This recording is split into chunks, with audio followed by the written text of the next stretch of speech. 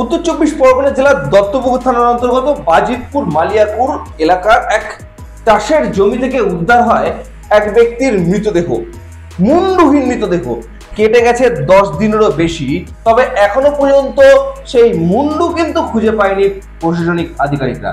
তবে এই ঘটনার যে মূল অভিযুক্ত বলে যাকে মনে করা হচ্ছে জলিল, সেই জলিলকে কিন্তু ইতিমধ্যেই গত শনিবার জম্মু কাশ্মীরের সাম্বা থেকে গ্রেপ্তার করে নিয়ে এসছে দত্তপুকুর থানার পুলিশ আধিকারিকরা।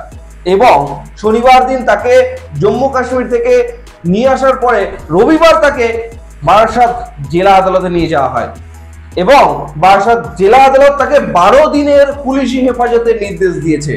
তবে এখনো পর্যন্ত সাধারণ মানুষ এবং আমরা যে দিকটা তাকিয়ে রয়েছি যে কবে সেই মুন্ডু উদ্ধার হবে, কারণ কেটে গেছে 10 দিনেরও বেশি, এখনো পর্যন্ত সেই মুন্ডু কিন্তু খুঁজে পাওয়া যায়নি। একাধিকবার ওই বাজিতপুর এলাকায় এক খালে বা এক সুটি খালে অনেক তদন্তর পরেও, অনেক খোঁজাখুঁজির পরেও কিন্তু সেখান থেকে মুন্ডু উদ্ধার হয়নি। মনে করা হয়েছে যে এই যে জলিল বা এই যে মূল অভিযুক্ত, তাকে গ্রেপ্তার করার পরেই কিন্তু সেই মুন্ডুর খোঁজ মিলবে। তবে তাকে গ্রেপ্তার করা হয়েছে, গ্রেপ্তার করে আনা হয়েছে শনিবার, কেটে গেছে রবিবার, কেটে গেছে সোমবার, এখনো পর্যন্ত সেই মুন্ডুর খোঁজ পায়নি।